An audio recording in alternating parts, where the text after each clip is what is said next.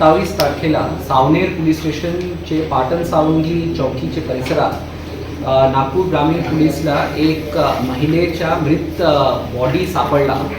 एक दुर्गम क्षेत्रग्रस्त भागामध्ये बॉडी अर्धनग्न अवस्थामध्ये होता आणि हे जे महिला आहेत ते लगभग 60 ते 70 वर्षाचे होता. पीएमचे नंतर अशा कळाला की हे महिलाचे जे मृत्यूचे जे कारण आहे ते अनैसर्गिक बलात्कारचे आहेत आणि हे खूप ग्रुसम मेथड केलेला अनैसर्गिक बलात्कार आहेत त्या. आणि हे जे महिला आहेत त्याच्या काही आयडेंटिटी काही आसपासचे लोक त्यांना ओळखता पण नव्हता आणि त्यांच्या जे बॉडी पण होता ते पूर्णपणे डिकम्पोज झाला होता. या गुन्ह्याचे गंभीरता बघून नागपूर ग्रामीण पोलीसने त्यांच्या जे फेस आहेत त्यांच्या मार्वल संस्थाकडून आर्टिफिशियल इंटेलिजन्स मार्फत फेसचे रिकन्स्ट्रक्शन केलं. त्यानंतर एक वेंडर अनालिसिस पण आम्ही केला आणि डिटेल टेलिकॉम अनालिसिसचे आधारावर हे महिलाचे ओळख झाला की ते महिला जे होता ते खापरखेडा किंवा दहेगावचे एरियामध्ये काही दिवसापूर्वी ते तिथे फिरत होता.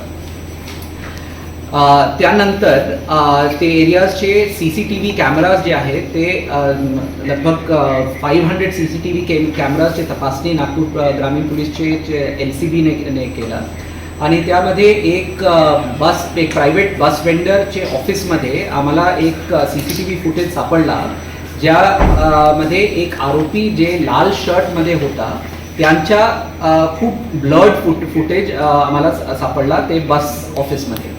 त्यानंतर त्यांच्या जे आरोपीचे जे रिकन्स्ट्रक्शन आहेत त्यांच्या बॉडीचे आणि त्यांच्या फेसचे ते पण मार्बलने केला आणि त्या आधारावर एक फेशियल रिकन्स्ट्रक्शन झाला.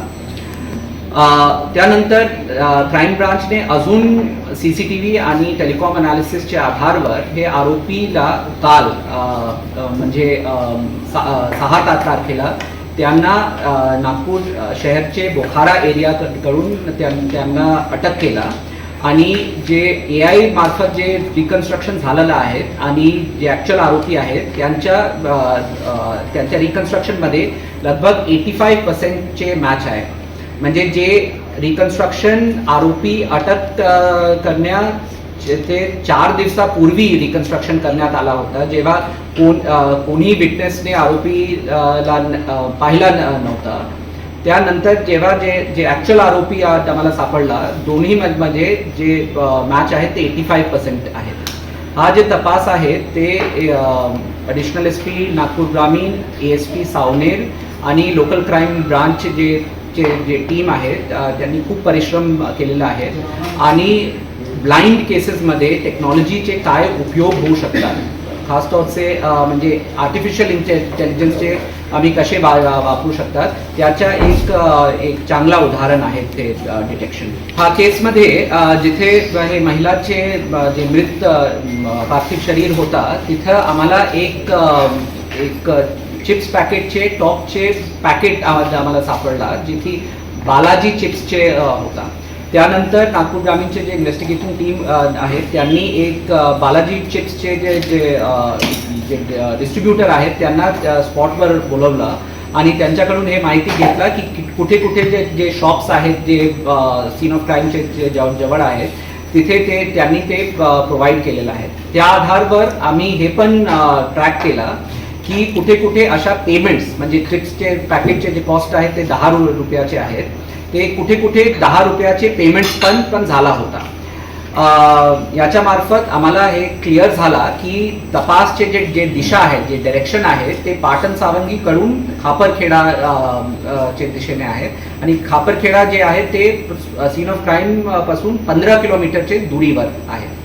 दुसरा या गुन्ह्यामध्ये एकूण 52,000 फोन नंबर्सचे तपासणी आमच्या सायबर टीम आणि क्राईम ब्रांचचे टीमने केलेलं आहे. त्या आधारावर बरेचसे शॉर्टलिस्टिंग आम्ही केला, ज्या आधारावर आरोपीने काल आरोपीला अटक केली. आरोपीचे नाव सुधाकर दादाराव मंडपे आहे. त्यांच्या एज 49 आहे. 20 वर्षापूर्वीचे त्यांच्या एक लैंगिक अपराधचे 21 वर्षापूर्वीचे त्यांच्या एक लैंगिक अपराधचे गुन्हा. मृत महिला आणि आरोपीमध्ये काही संबंध आहेत का? नाही, आतापर्यंत मृत महिला आणि आरोपीमध्ये काही संबंध दिसून नाही आलेला आहे.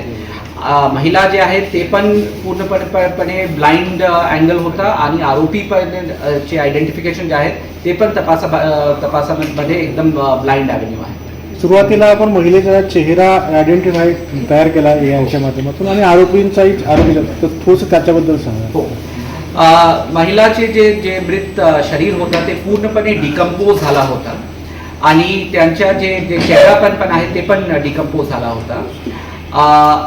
फॉरेन्सिक सायन्सचे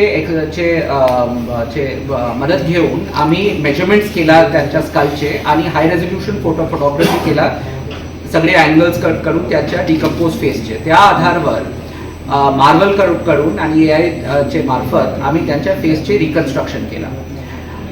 आरोपीचे जे फुटेज आम्हाला भेटला होता ते एकदम ब्लर्ड फुटेज होता आणि CCTV कॅमेरा आणि आरोपीमध्ये जे डिस्टन्स होता, CCTV कॅमेराची क्वालिटी पण खूप वाईट होता, पण जे डिस्टन्स होता ते सुमारास 25 ते 30 फीटचे होता. यामुळे त्यांच्या जे फेस आहे ते पूर्णपणे ब्लर्ड होता आणि फुटेज घेऊन आम्ही AI चे मार्फत त्यांच्या रिकन्स्ट्रक्शन केला आणि जेव्हा आरोपी आम्हाला सापडला त्या आम्ही कम्पेअर केला जे AI ने आम्हाला फुटेज जे रिकन्स्ट्रक्शन दिला होता आणि ॲक्च्युअल आरोपी दोन्ही मध्ये लगभग 85% मॅच होता.